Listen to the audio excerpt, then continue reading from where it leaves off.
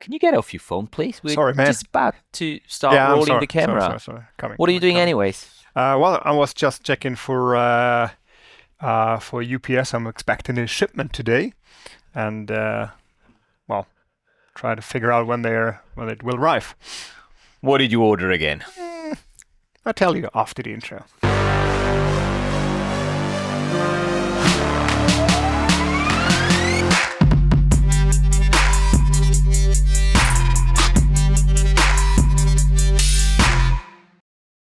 Hey there, underwater image makers, and welcome back to another episode of reviewing your underwater films. Today we are having the episode number 103. 103. Excellent. Did you know that by heart, or did you look it up before? Of course, by heart. Of course, as always. You're so well prepared. So, what about that shipment you mentioned before in the intro? Well, it's nothing very fancy. I still want to know. It's just like I ordered a base plate for my red Komodo housing to do some macro stuff on our trip to Komodo in 2 weeks. Is it 2 weeks already? It is 2 weeks. Oh, wow, yeah, okay, Yeah. 2 weeks, yeah. Okay, Yeah. So you've got some help to get some stable shots, stable macro shots. Yeah. Awesome. Yeah. Looking forward to seeing that. Me too. But I was actually expecting you to tell me that you ordered a V-Raptor Vision Vista. Sorry, Matthias. Not today? Not today. Okay, maybe tomorrow. Yeah, maybe. Or maybe you go a complete different route and you order yourself another dive-fog housing. Whoa, very nice transition. How do you like that? Yeah, tell me something about the dive-fog housing. Well, I'm pretty sure that you know a lot about the dive-fog housing already, because you've been using it, like myself, a lot when we're on projects that are not commercial, that are not client-based, because we both think that the dive-fog system is a really brilliant system in terms of versatility, compatibility, build out, versatility, and above all, size and ease of use. It just makes it so easy to use your smartphone, whether that is an iPhone, a Samsung, whatever brand you're using, and use the actual touchscreen of your smartphone even underwater. That's the big game changer with the dive-fog system, and because it is a versatile system where you can build up your dive-fog system to whichever extent you like. You can go very low key, or you can really have a nice and big rig and be ready for anything that you encounter during your underwater adventures. Dive-fog, as always, is the sponsor of today's video and the series altogether. So they are offering a 6% discount to all of you guys if you want to get yourself into this great system.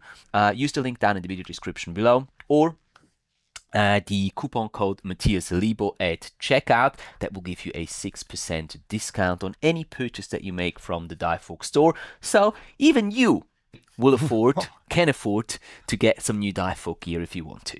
Thank you. Yeah, you're very well. Don't thank me. Thank So dive-fog. I just start ordering now. You can order it right now if you want. Yeah. No, it's not a time to order, it's a time to review. Oh, I like that transition. Okay, so tell me about today's submission. Well, today's submission is from Benjamin Wong.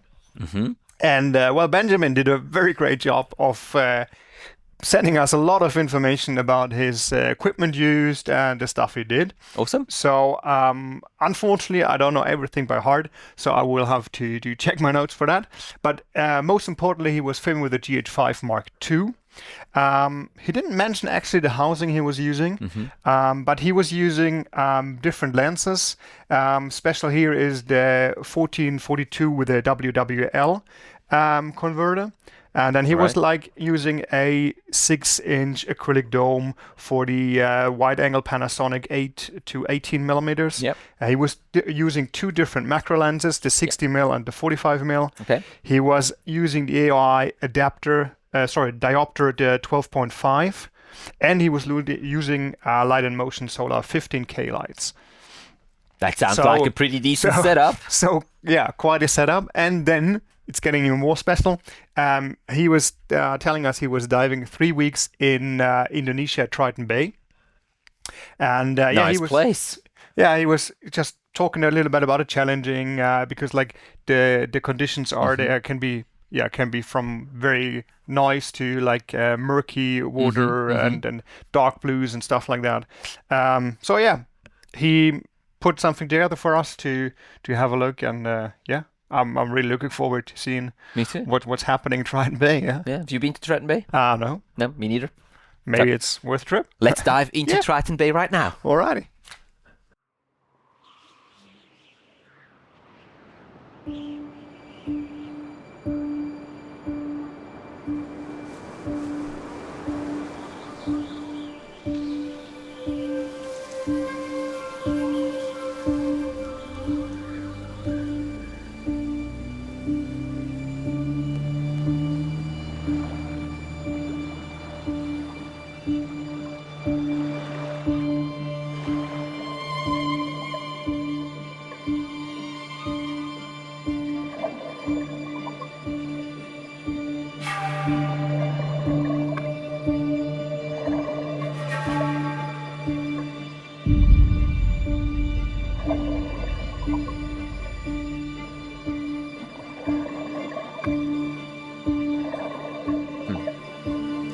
Lots of fish, huh? Very nice.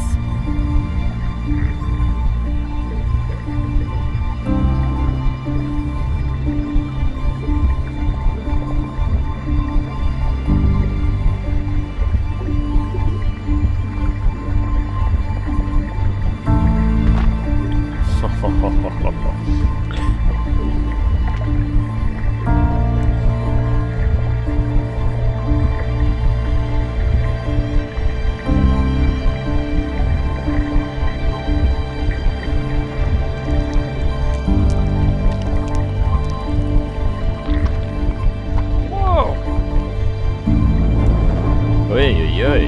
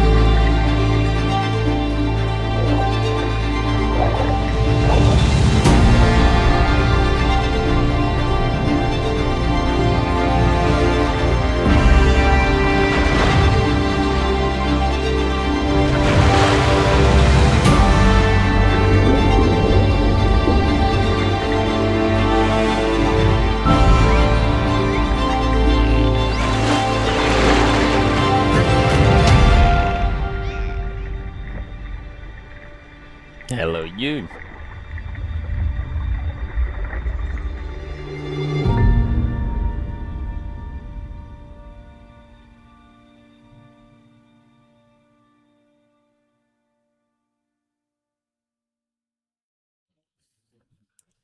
When are we going to Triton Bay? Well, we could just extend our body trip. A little longer? Yeah, I don't know about your wife, but mine will kill me if I do that. Well, she can't if you're not there. Good point. We just don't tell them before we go. Cool. Very good point. So, thank you, Benjamin. I really enjoyed that. Me That too. was very nice. Me too. Yeah. Very nice. Thoughts? Wow. Just right from the beginning, like we got in there with a nice drone shots and the sound design. So he just got the audience right at the beginning and then diving into it. And yeah, he described it already in his email that the conditions are not the best, like you have not crystal clear water. But I think the footage we saw is pretty cool. Like the variety of shots we saw from wide angle to medium to close, and yeah, pretty nice. Yeah, I mean you can see that the conditions were what they were, especially in the wide angle shots, like with the dolphins and the whale shark towards the end, that the water was not crystal clear. So it's not like Maldives style with these encounters. Nevertheless, most of the shots were sort of closer-ish, and with the use of the lights, I think you did a very good job in really bringing out those colors and the vibrance and the atmosphere of the underwater surroundings. I think you did a really good job there, Benjamin.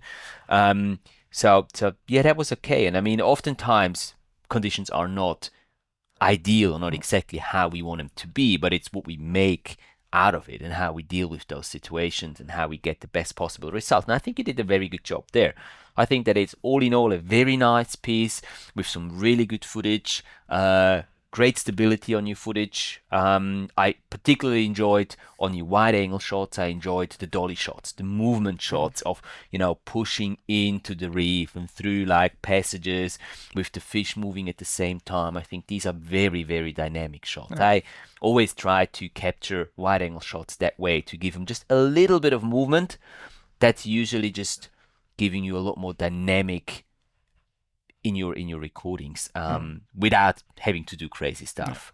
And as long as you keep it nice and steady, and that's what you really did, I think that works very, very, very nicely and gives some really good results. Well, two things I have to add. First of all, the video is under 5 minutes, so it does qualify for the 2024 competition. Welcome to the competition, Benjamin. You've just entered that competition for your chance to win. Pretty cool, yeah. To win a dive trip with us to most likely the Maldives in April 2025, and take part in our underwater videography workshop that we're going to be hosting there.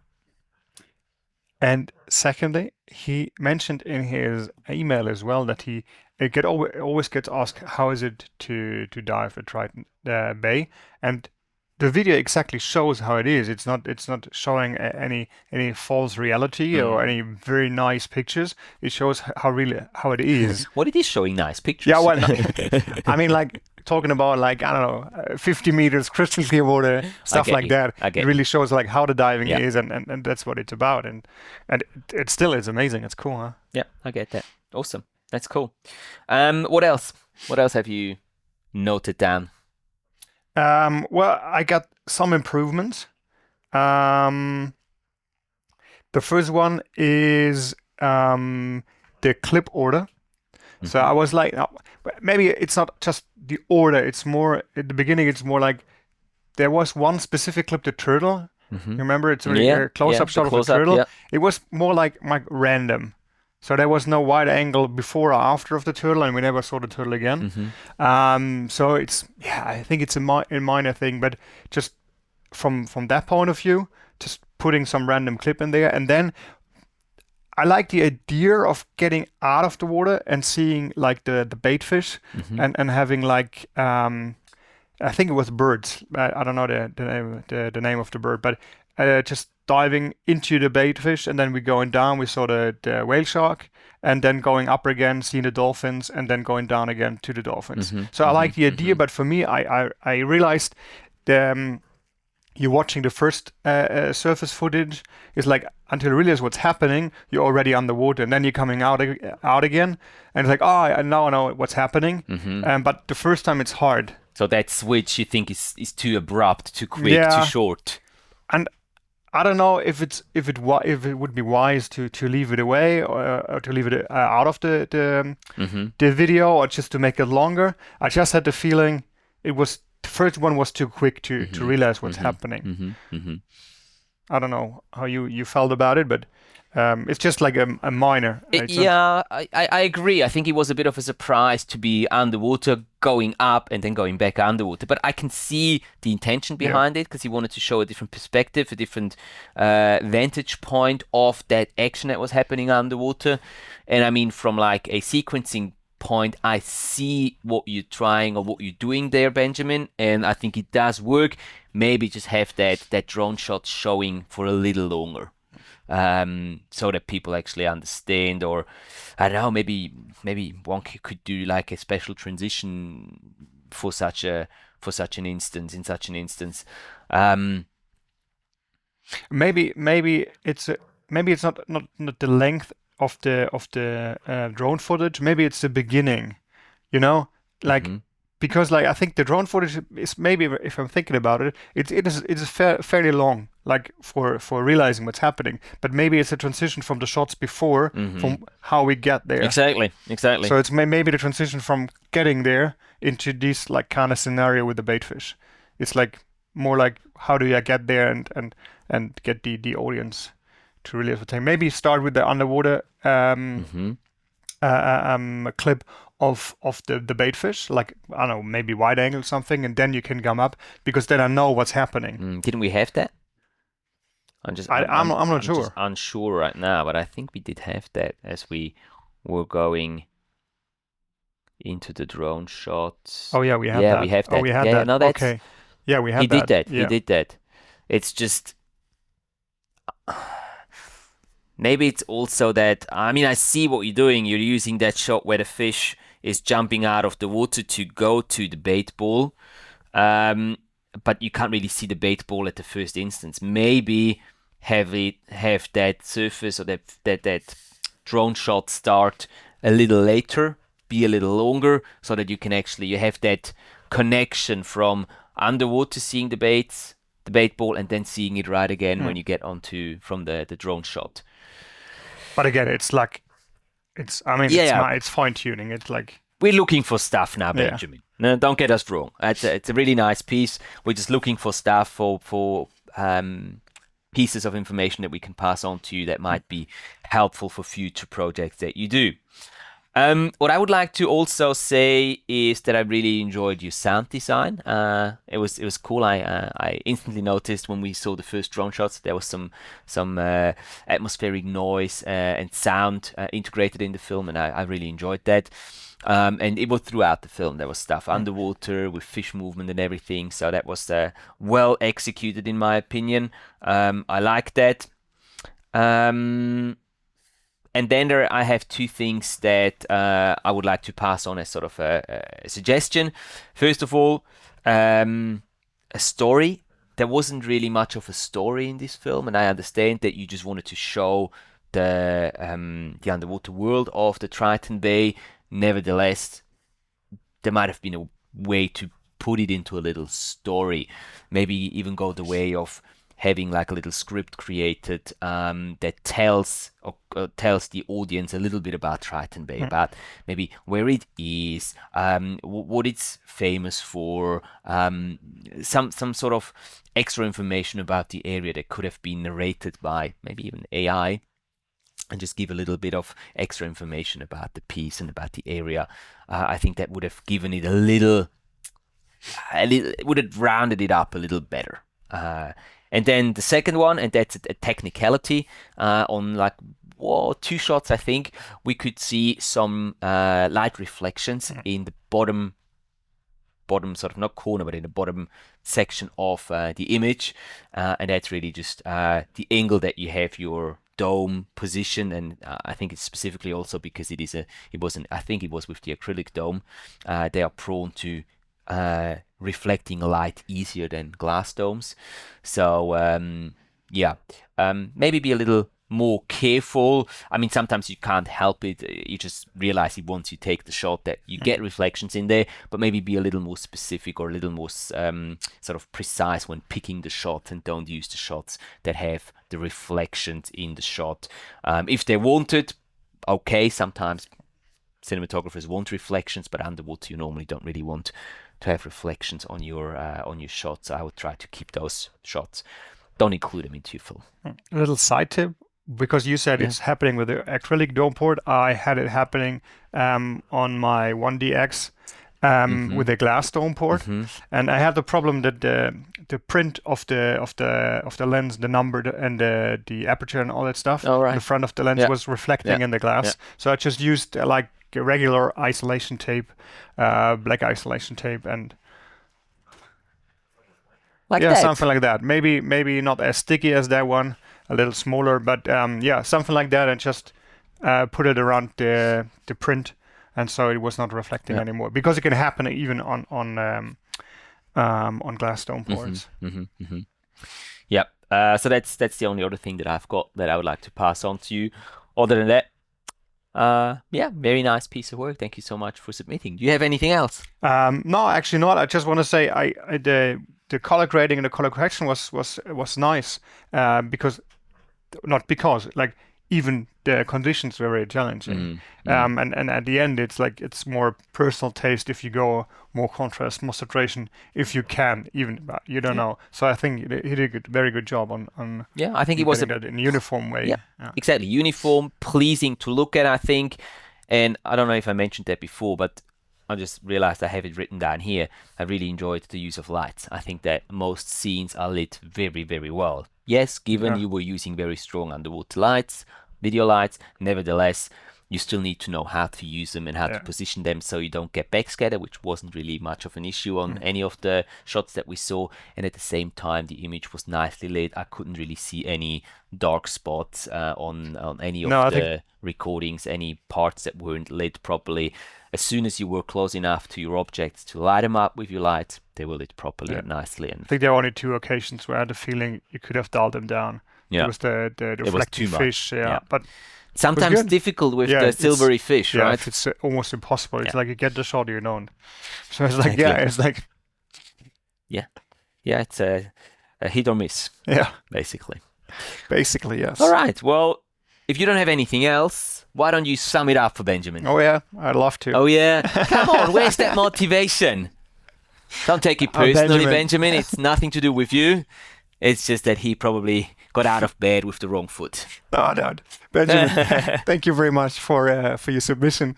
And we really loved your film, the variety of shots you showed us, the sound design and the intro, especially at the beginning, and the sound design throughout the entire film. And of course, the quality shots are very nice, like the framing, composition, all that stuff. We liked it very much. We think you can work on the story part. Matthias said it.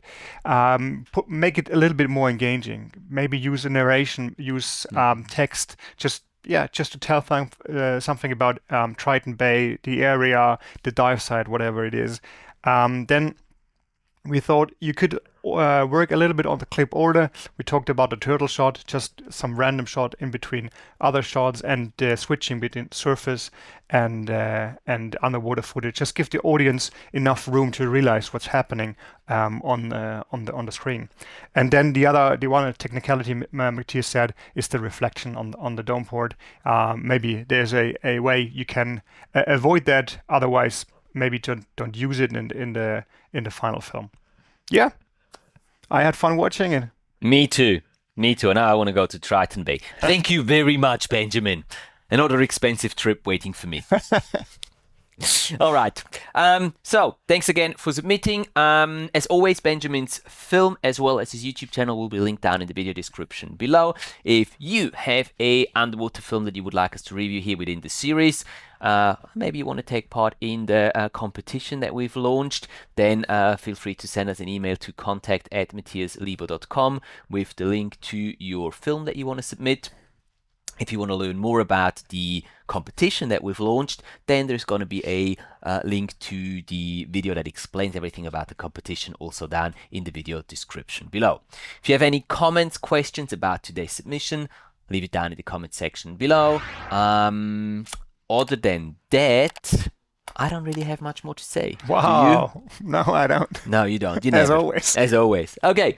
Thanks so much for watching, guys. I hope that it was this video was useful to you and you got something out of it. Not just Benjamin himself, but everyone else who was watching today too.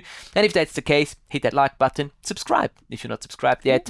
And we look forward to seeing you back here on the channel next week for the next episode, which is going to be... next Thursday, 104. Yes, that's what I was looking for. Thank you. Have a great week. We'll see you next week. Bye-bye. Bye.